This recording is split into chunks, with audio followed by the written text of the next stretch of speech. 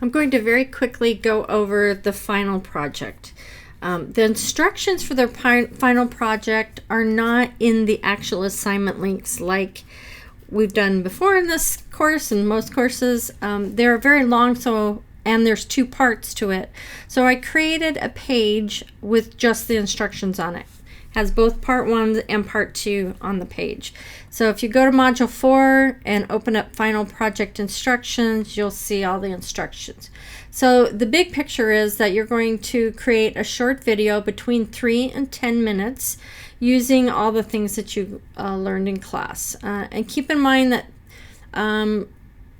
this is not a case where a 10-minute video that's kind of crappy is going to get a better grade than a 3-minute video that's really well done, right? It can be 3 minutes or 10 minutes. It depends on how you do the video, right? So longer is not necessarily better, is what I'm trying to say. Better is better. So whether it's 3 minutes or 10 minutes, if it's good, then it's good. Do not go under or over. I'm going to severely deduct points for students who do that. You can, for this project, create a narrative video, which is a fictitious story, and have friends or family act it out. Or you can do a documentary, which tells a true story about a person or a topic. There are 2 parts to this final project. The part 1 is pre-production and part 2 is production and post-production. Part 1, very quickly, I'm just going to go through this. You need to develop a concept for your video. What is your video going to be about, and what format is it taking? Is it going to be a narrative story, or is it going to be a documentary story? I have written some suggestions here. These are not instructions. These are suggestions of ways that you can come up with ideas. For example, you could use a fairy tale or something and have your family act it out, or you can write your own story. If you do a documentary story, there's usually 2 different kinds. There's promotional stories about something which are purposely showing the topic in a positive light, whether it's a person or a place.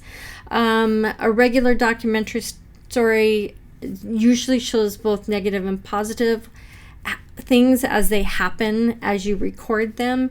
I have an example here of something about a local a car racing track that might have had a crash while you were there, or someone that you were interviewing was in a crash. And then, you would show both sides of it being very fun and thrilling of racing cars, but also the dangers of racing cars. All right, so you have to pick one of these, a narrative story or a documentary story. Once you have figured that out, you can start doing the pre-production.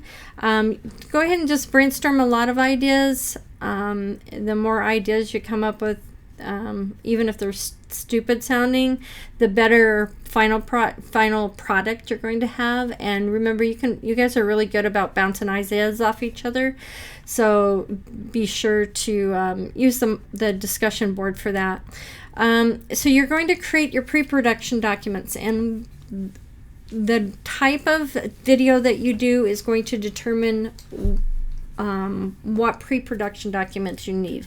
If you're doing a narrative story, a fictional story, you have to have an outline. This is what we also did in GIT 315, and that is just basically like a bulleted list that says this is going to happen, and then that's going to happen, and this is going to happen, and that's going to happen. It's not a script. It's not a storyboard. It's just an outline that sort of goes very big picture, shows what's going to happen in your story. And then you are going to write a script, and we went through the script film style. That is what you need to use. All right, storyboards are optional. You can do it if you want, but you don't have to.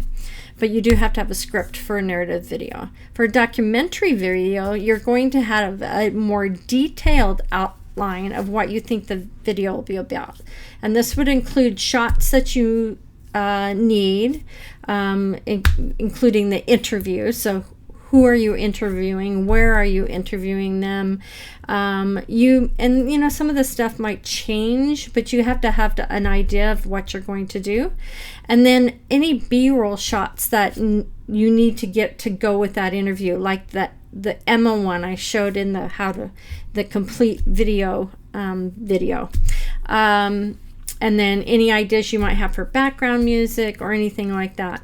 For example, if you are doing a video about a food truck that comes into your neighborhood or whatever, you would want to interview the owners, and you would probably want to interview some customers, and you would want B-roll shots of customers ordering food, inside the truck cooking, big, wide shots or establishing shots. That all should go in that outline. So you have a good map, a plan for where you're going, right?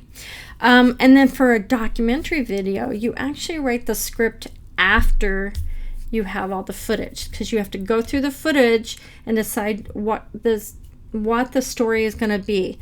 Now, you don't need to write word for word on the script. You can write it as just sort of general, but so you can see, though, when you go to edit, which clips you want in what order to tell that story that you need to tell. All right. That kind of script can be an AV script, a 2-column script. That does not have to be a film script. And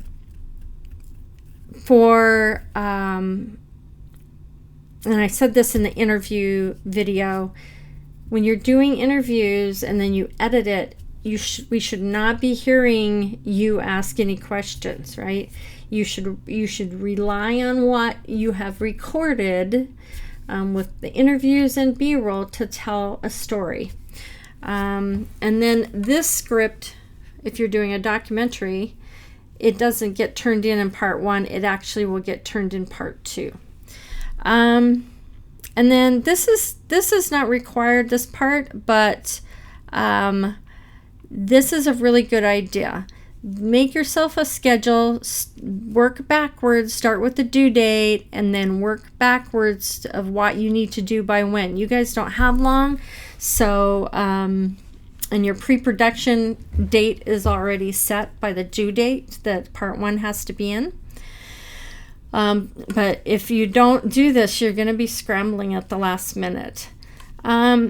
So as a recap for part 1, if you're making a narrative video, you need a script in the film style format and an outline. I say if you created one, I guess I intended it to be optional, but it's still a good idea even for fictional.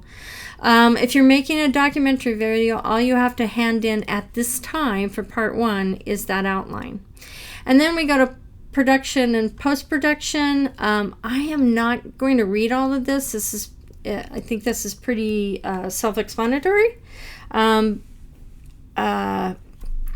Make sure that your video resolution is 1080p. If you want to shoot it higher, you can. If you want to shoot it 4K, you can, but you cannot shoot it anything less than 1080 because you're going to be handing in 1080p. And if you shoot it at something lower like 720, it won't look good. Make sure your sequences are set to 1080 as well, right? Okay. Make sure your audio levels are normalized. So that was in the how to complete the video. Make sure your music in the background is not too loud. You can use royalty-free and archived video sources for your projects.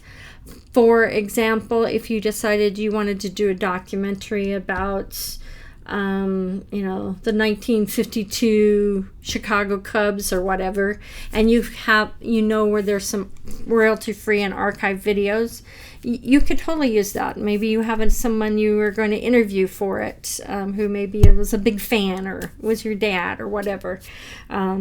maybe you know somebody who was on the team or is on the team.